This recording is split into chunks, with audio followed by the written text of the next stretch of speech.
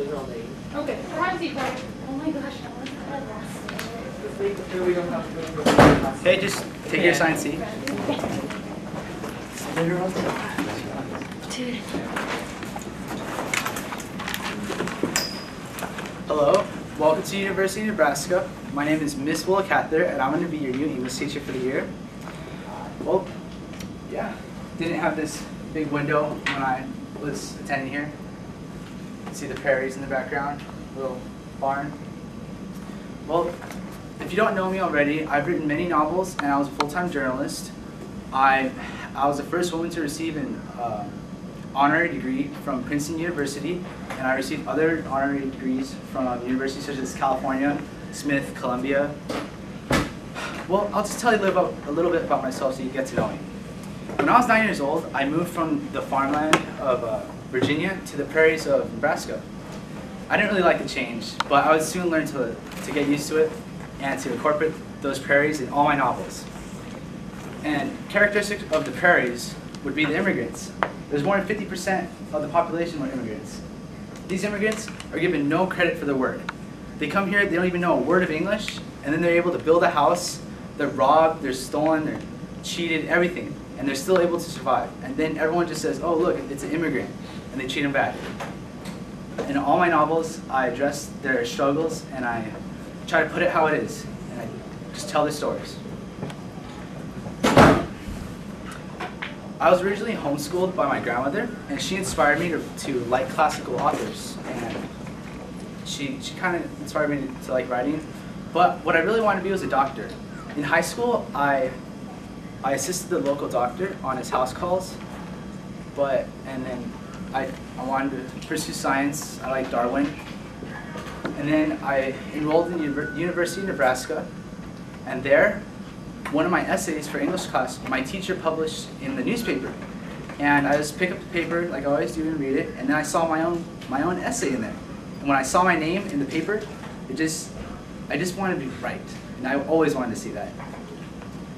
And as my college career moved along, I assumed editorship of the magazine there, and I published my own short stories and poems in there. And after I graduated, I wanted to become a teacher, and I applied for the University of Nebraska, but they denied me. So I just moved on to high school English teaching. You know, it is a better job than teaching at a university. And as in my teaching, I met a young one by the name of Isabel McClellan. Isabel would turn out to be a very close friend of mine, and we would tour the world together.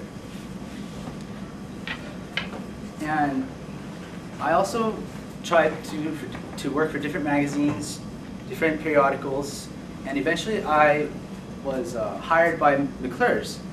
McClure's is the most popular magazine at the time. With this magazine, my writing started to get popular. People started to seek me out, want to talk to me. And at the same time, my relationship with Isabel was growing. We were becoming great friends, and we toured Europe together. When we returned, I was inspired to write a volume of poetry titled April Twilights. And, sorry, excuse my voice, I'm a little sick. My throat's all messed up. So after I wrote the volume of poetry, I was inspired to write a collection of short stories and put all my stories together. And I titled it Troll Garden. And I was able to get it published by McClure's magazine. So after I did that, I met with Sarah Ornay-Jouet, an author who I just admired. And she told me, drop the journalism. You have too much responsibility. You have to focus on your writing. And if I remember right, she said, find your own quiet center of life and write to the world from it. So I listened to her advice, and within 3 years, I dropped my position as editor of the magazine, and I started writing novels. My first novel was Alexander's Bridge. I tried to be like Henry James with his realist style, but I didn't succeed, I guess, because it wasn't that popular. But that didn't stop me from writing. I moved on. Then I toured more, and I would always visit Red Cloud, Nebraska, my hometown, see the open prairies, and I witnessed the prairies change from open land to farms, and all the little dirt paths changed into wide avenues, and I documented these changes in books like O Pioneers and My Antonia. In these books, I just talked about how beautiful the prairies were, open land, and then how it changed. And in all my books, I incorporate my own feelings and my own experiences and my friends. So when you read my books, that's how I felt at the time, or how I would have felt in those situations. Yeah. So then, World War I happened, and my world just fell. It was crushed. Isabel and I, well, never mind. Fine. I'm a very private person. I don't like to tell anyone anything, but I'll tell you guys. Don't tell anyone, please. Promise? Yeah. Okay. Don't. Well, Isabel told me she was going to get married, and that broke my heart. Don't laugh. That's how I feel, okay? Is it wrong to want to love a friend? Is it wrong to dress like a man? If I dress like a woman, people won't listen to me. If I write my name as Willa Cather, then they'll be like, oh, it's just a woman.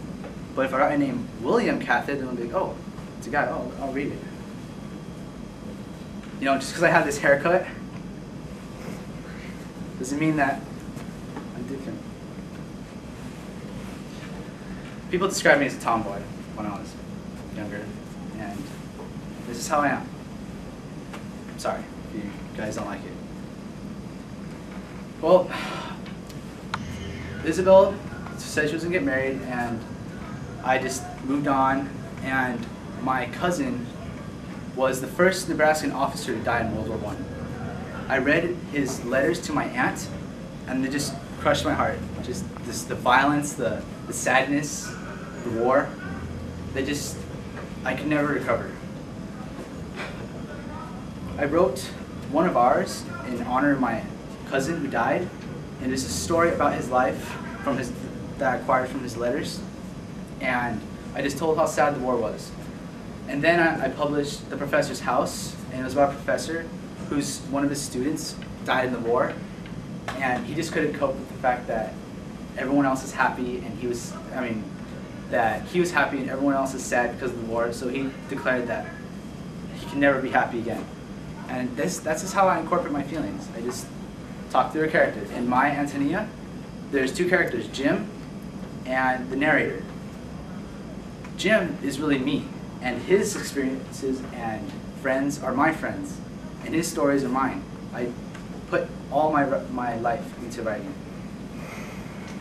Well, after I published The Professor's House, you know, I wasn't feeling too good. But then I remember when I traveled to New Mexico and saw just the bare land again. I love nature. Just bare land. None of that cities, and even though I lived in New York City, but I returned to Red Cloud every single summer just to see that land. I think that when you're 15 and under, that's when you acquire all your life experiences, emotions. That's what you're going to remember forever. When I moved to Virginia, 9 years old, I absorbed the prairies, and I'll always love them. So I wrote Death Comes for the Archbishop. It's about, I'm honoring a bishop who had to unite the church and overcome the Indians' fear of him and their rebelliousness to conform. So after I wrote that, and many critics considered it the best, the last greatest novel I wrote. After I wrote that, my father died, then 4 years later my mother, then my brother, and then Isabel. So I just didn't have a reason to live anymore. And now World War II just started. I think that you guys have no hope. It's a sad place, the world. Well, sorry that took up your time, but now you know me, so you know when I'm grading your papers and all that, you'll know who's grading them and the story behind me. You guys have any questions for me? Anything I didn't know? I mean, you guys didn't hear anything? Did you ever get married? No, I couldn't deal with that. I just like Isabel. Well, I didn't just like Isabel. Don't laugh at me. That's how I feel. I did have some other relationships, but I never married. Any other questions? You guys like the prairies? Just inspires you? Makes you feel all warm and fuzzy inside? Yes. Of all the books you wrote, which one was the toughest? Probably one of ours, the book that was honored to my cousin who died. Just the sadness of the war and the destruction. Just totally opposite from the prairies. You know, just feel good running through the fields, and I did that. Other girls just, I don't want to get my nails messed up. I don't want to get my big dress. But I was like, who cares? I'll just wear pants. So I lived life and I enjoyed it. Yes? You were saying that you're trying to, you're inspired by the prairies. What exactly about the prairie? Just the open land, just seeing nature. Just, you go to the cities, just people are mean. There's a little kid crying, oh help, my cat's in a tree. People just walk by and look at him. But when you're out on the prairies, everyone's your family. You know, if that were to happen in the prairies, some guy you didn't even know would help and get the cat down. But in the cities, everyone's just too busy. They don't care. Just that warm feeling. It's like home. Any other questions? Want to hear more about my life?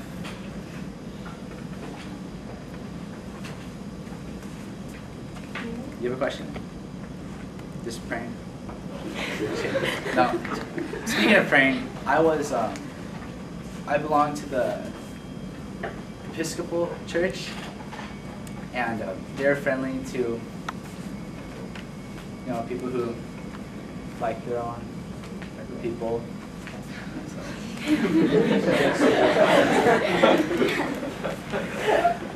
Thank you, Ms. Cather.